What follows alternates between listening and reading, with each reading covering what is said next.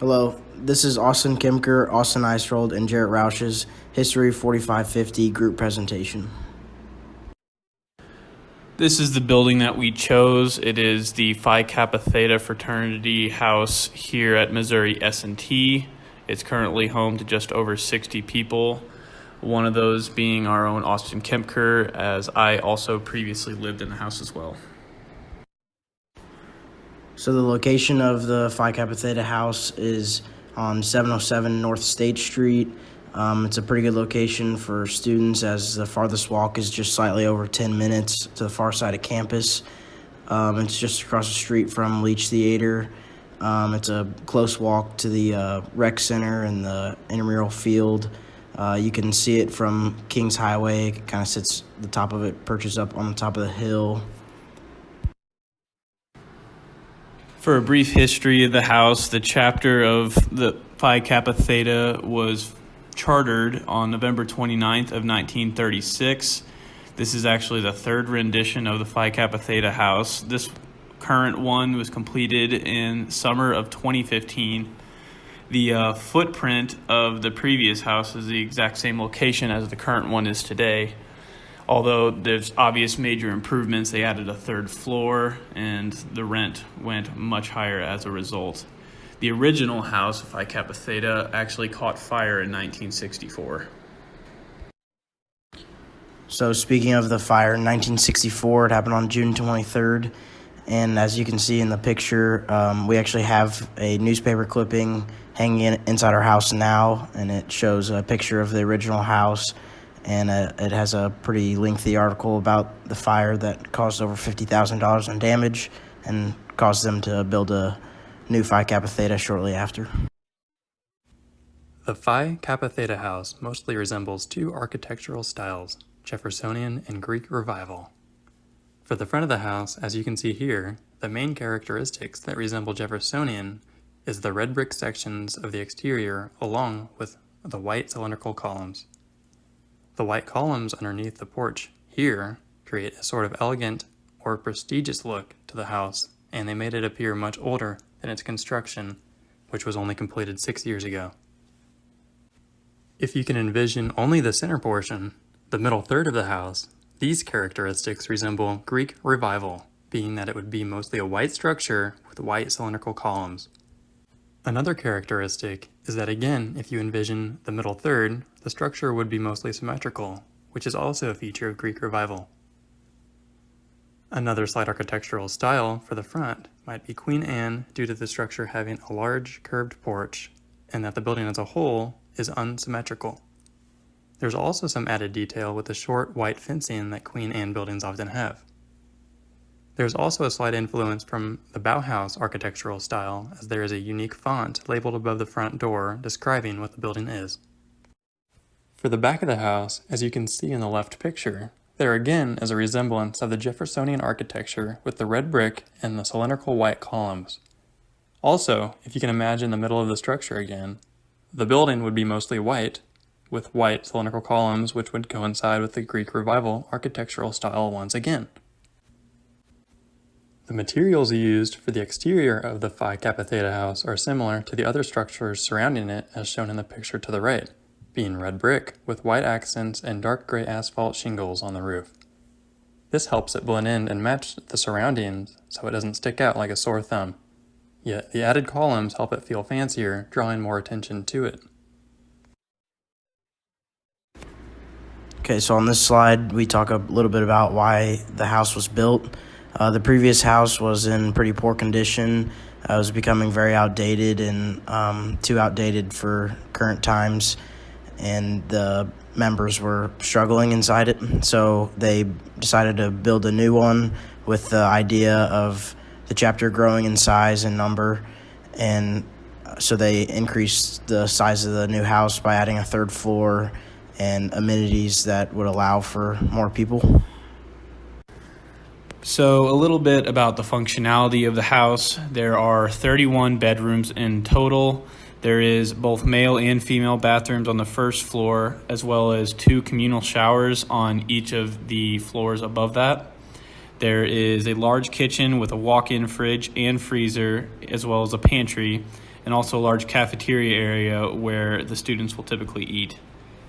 There is a game room on the first floor as well that's complete with a foosball table, pool table, ping pong, and also a large TV if you're wanting to watch any games or important moments. There's an outdoor patio that is mostly enclosed and has a slab of concrete that can be used for a wide variety of things. There's also a basketball hoop right next to that if you want to get some physical activity in. There's several open areas in the space, as well as a chapter room that can be used to hold any social events or chapter meetings, and a third floor lobby on, surprisingly, the third floor. Photos of these will be presented later in the slides. So on this slide, we talk about the rooms and their layouts. The picture that we have in this slide is a picture of a 4-man room on the third floor. The left side of the room is almost an exact mirror image. There's 2 beds and a closet and a desk. All the rooms on the third floor are 4 beds, while the rooms on the second floor are mostly 2 beds, with the exception of 3 rooms having 4 beds. Each room is equipped with a desk, dresser, and bed for each person, and it's really up to the people living in those rooms to customize it how they want. All right, here are 2 more pictures of rooms inside the house. These are both taken on the second floor of 2-man rooms. The picture on the right shows a better look at the bunks or nooks, and the picture on the left is how 2 people laid out their room.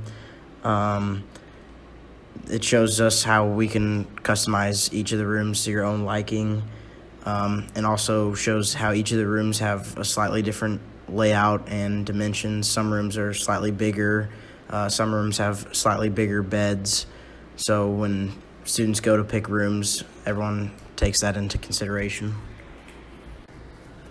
The structure of the building has remained untouched since the completion of the project, the only exceptions being when a water line burst in the kitchen and in a storage closet on separate occasions. This is possibly a sign as an underlying problem with the pipe design, but as of now, they have done no remodels to the house. It is owned by the Order of Cardinal Mercier in Rolla, Missouri. This is mostly comprised of alumni from both S&T and the Phi Kappa fraternity. Members of the house live in it for at least the first 3 years of their membership to Phi Kappa Theta. Since COVID has affected the campus, they've also decided to implement hand sanitizing stations throughout the house as well. Here are some building facts about the construction of the Phi Kappa Theta house. It was completed in the summer of 2015. It took just under a year to complete. It was constructed by E.M. Harris Construction Company. Pretty cool fact, Phi Kappa Theta alums got to design the layout and everything about the house, and it was completed at just under 22,000 square feet. This snippet is from an article titled "The Alumni of Influence." In it, Matt Coco speaks about how he wanted a red brick exterior and a fireplace. I think what he was really desiring with the fireplace was some sense of comfort in a central part of the house, much like a traditional parlor. This fireplace, while only for looks, helps the chapter room as a whole represent the heart of the building. This is where people will tend to gather in any and all social settings to communicate, as they feel as though they are meant to stop and talk. The Phi Kappa Theta house can tell us a lot about its residents. The interior of the home is supposed to connect its residents into one connected group with a residency hall structure with many large open spaces, which will be shown later. There are large spaces for cooking and dining, which help promote community and social behavior for its residents. There is also a large game room with couches, a pool table, a foosball table, and other games which help create a space for residents to socialize in their free time. There are large study rooms, so residents can invite people over to study and do homework together, further adding interaction to the house. There are 2 to 4 beds per room, which forces residents to not be fully independent, even if they don't want to interact with others in other spaces. There's a large porch in the front of the house, which may say that the residents are friendly and social to their neighbors and guests. whereas hidden behind the house there is a large concrete patio that creates a social environment which may say that many of the residents enjoy having people over for large parties or events. There is also a basketball hoop for exercise and having fun with friends. The interior has earth tone colors such as tan and brown with wood detailing in every room. These blend the interior with the exterior and adds to the residents feeling more at home and to perceive the interior as warm and calming, which can help with stress and anxiety during hard semesters and help the guests feel invited. Furthermore, there are plenty of windows that let natural light in so residents feel more comforted, and they help the residents not feel the need to leave the property by adding a sense of nature. As the only member of the group that is not a member of the Phi Kappa Theta fraternity, I, Jarrett Roush, believe that my first impression of the house is valuable because it may reveal information about the builders and what they were trying to convey to temporary guests. The first detail that I noticed was that the house is large and prestigious due to its exterior being brick with white color and white columns, which again create a combination of two main architectural styles, Jeffersonian and Greek Revival.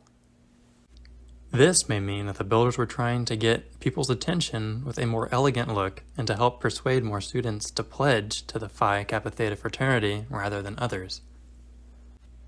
The unique middle white section made me see the structure as more of a large home than another apartment complex or residence hall, which could help people identify it easier.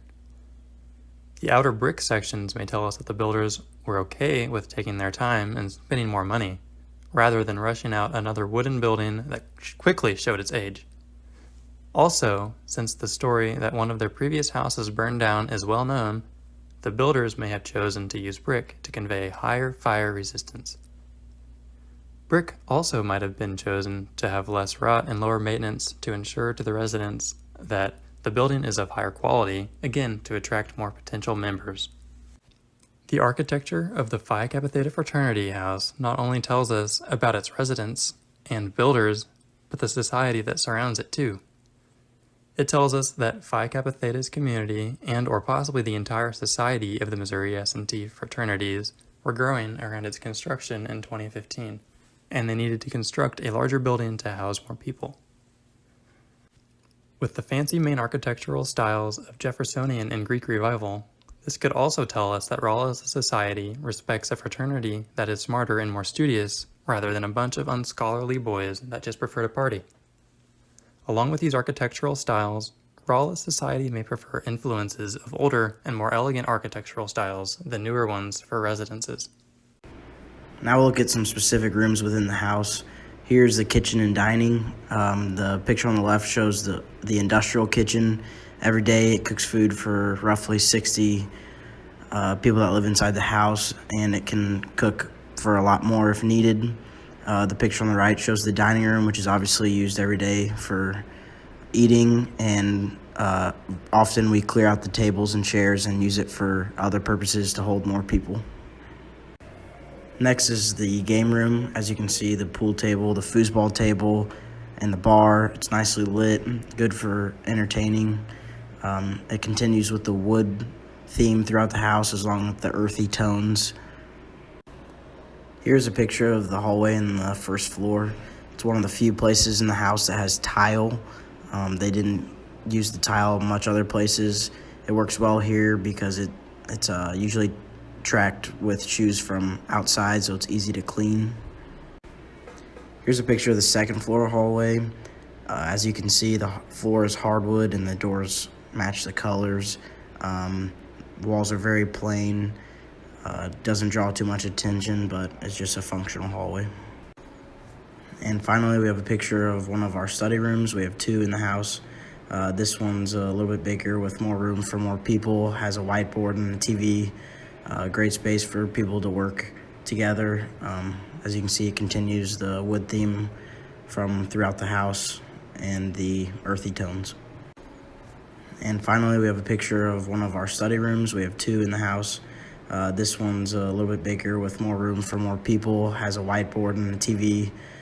Great space for people to work together. As you can see, it continues the wood theme from throughout the house and the earthy tones. In conclusion, this building was constructed to accommodate the increasing number of students at Missouri S&T as a whole, as well as the increasing number of people in the Phi Kappa Theta fraternity. It has remained in Phi Cap hands since its construction. The exterior of the building is predominantly Jeffersonian inspired, with nods to Greek Revival, Queen Anne, and even Bauhaus. The structure tells us that the house was designed to house an independent community. The residents were able to eat, sleep, work on their studies, or socialize all under one roof. And while it's not historically significant, it is one of the largest fraternal houses on campus. And finally, here are our references.